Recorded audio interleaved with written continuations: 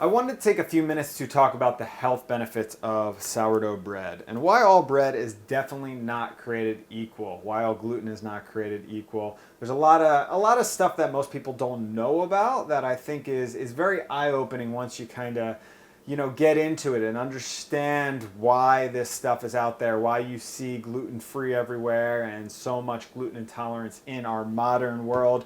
And it's a perfect time to talk about it because I just baked up this fresh sourdough loaf looking wonderful. I'll slice into that at the end of the video. We'll be able to see what's going on in there. And I also have some bread proofing in the fridge ready to go in the oven. The oven's preheated, so I will get to slash that bread up, throw that in the oven. You'll get to see that process as well.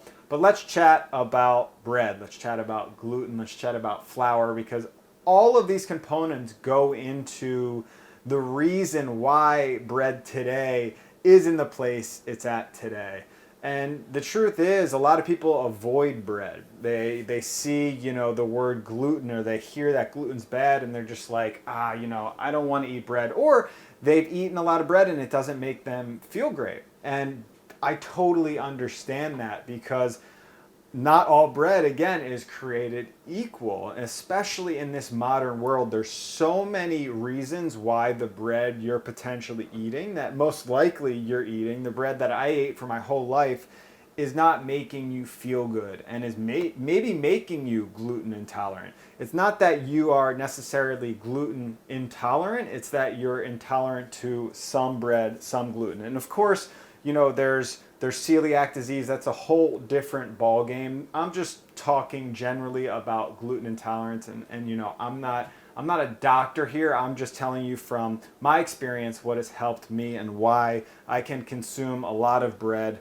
no problem at all. Like I'll be able to eat half of this loaf in one sitting and feel fantastic, to be honest. Let's talk about flour first. So when it comes to the breads you're probably getting in the grocery store or you're getting in the sandwich shop, they're generally using a white all-purpose flour or bread flour, and they're stripping away a lot of the nutrients out of that flour. And that's not the best thing. It's great for getting fluffy, risen bread, but you're missing a lot of those essential nutrients that are very healthy for you. And also, you're just generally seeing one type of wheat, one type of flour. There's like a standard, factory style flour that you see now. And when you make bread at home, make sourdough bread at home, you can start incorporating these heirloom grains, these ancient grains that you're seeing pop up a lot. And in my course, I talk all about the different grains you can incorporate, grains that are better for you if you do have gluten intolerance, that are starting to pop up in the bread world. And incorporating some of these grains into your bread can really just give you an easier time digesting the bread, and also add a lot of flavor to the bread, which is great. And also, something that people don't really chat about too much is the freshness of flour. And when you buy a bag of flour at the grocery store, once you've ground that flour, you've cracked the wheat grain and you've turned it into flour, it immediately is starting to lose nutrients. And you could buy a bag of flour in the grocery store that could be sitting there for a year. You might not even know that, and you bring it back. That flour is almost dead at that point. It's been sitting at room temperature. So in the course, I talk about, the freshness of flour, how to store it, and of course, milling your own flour, which is fun. That's obviously, if you're sourdough obsessed, but I love milling my own flour. That's the freshest results and the best possible bread you can get at home. So what really makes sourdough bread so much easier to digest and so much healthier for you, and the reason why I could eat half a loaf of this and feel just fine, it really comes down to the starter. Using a sourdough starter, a live active starter, compared to using, say, these things right here. So these are probably what you're used to if you've ever made bread before at home. So this is baker's yeast, and it's been around for a while. Bakers have been using this, and it's just grown to become the industry standard, because when you're using a sourdough starter, it's a little trickier. There's more elements at play. It's a longer, slower process compared to something that actually just has one strain of yeast, which is the baker's yeast right here, that is extremely controlled, that is very quick rising, all of those things are fantastic for a bakery because you want control. You want things to happen fast. That means potentially more money and not, wasting whole batches of bread because it didn't rise well. So that's all great for the industry, for bread baking, but it's not good for healthy bread. And that's what's happened over,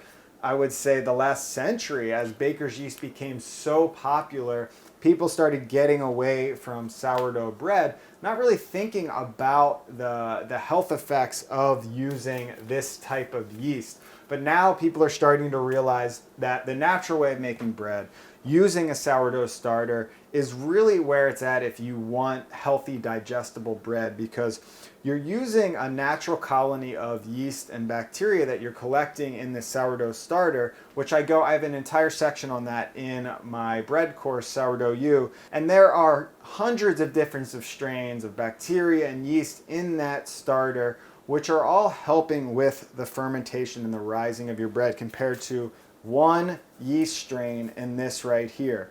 And what you do is you add your starter to your bread and it creates the rise. It creates a long, slow fermentation process. So when you make bread with baker's yeast, you from start to finish, it could be 3 hours. Sourdough bread can be extended over 2 days of baking, which sounds like a long time, but you start to really appreciate it and enjoy it as you get further into your sourdough journey and you understand the power of fermentation.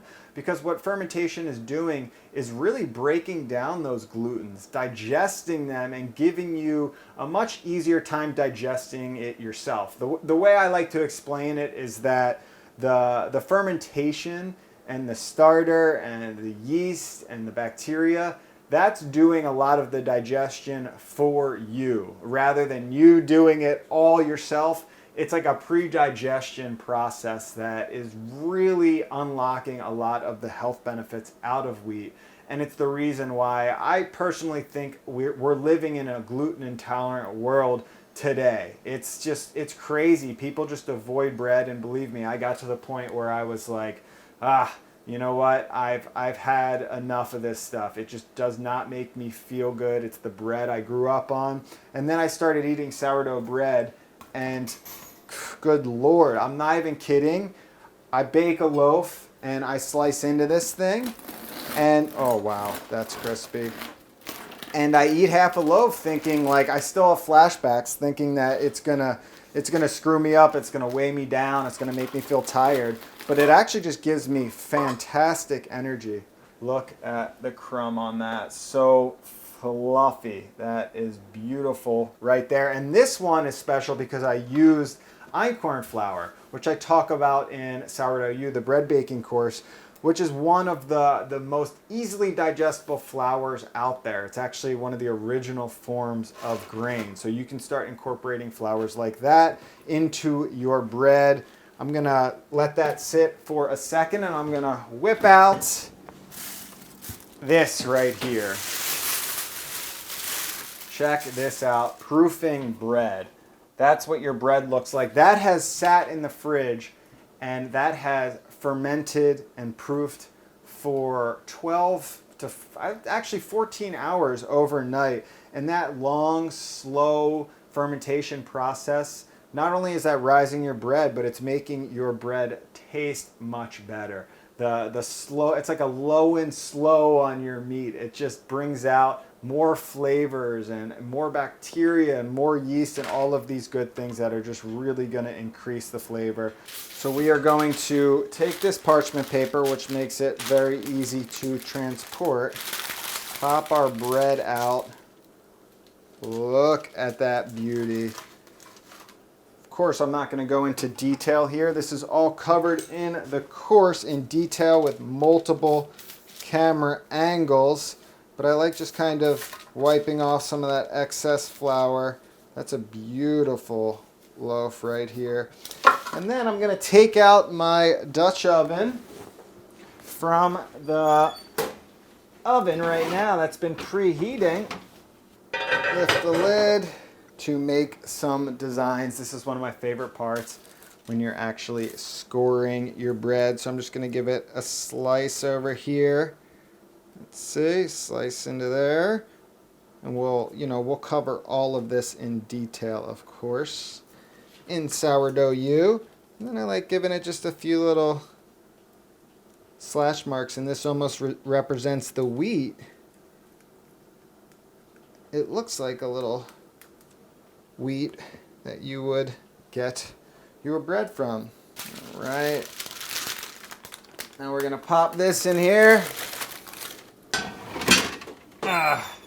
And set the timer, and we will have beautiful bread that will hopefully look like that, maybe even prettier. That's the best part about sourdough bread. You never know what you're gonna get. It's what makes it so fun, but of course the flavor and just the nutritional benefits you get out of eating bread. I've incorporated so much more bread back into my life, and incorporating bread in a healthy way that still makes you feel good, that doesn't leave you feeling tired, and you can make all the sandwiches you want, or all the croutons, or all the different ways you can eat delicious bread. So remember, Sourdough U, it's coming soon. Make sure you stay up to date with these emails for the course launch and the added bonuses that are going to be coming with the course. And hopefully you'll be able to incorporate some super nutritious bread back into your life. Talk to you soon.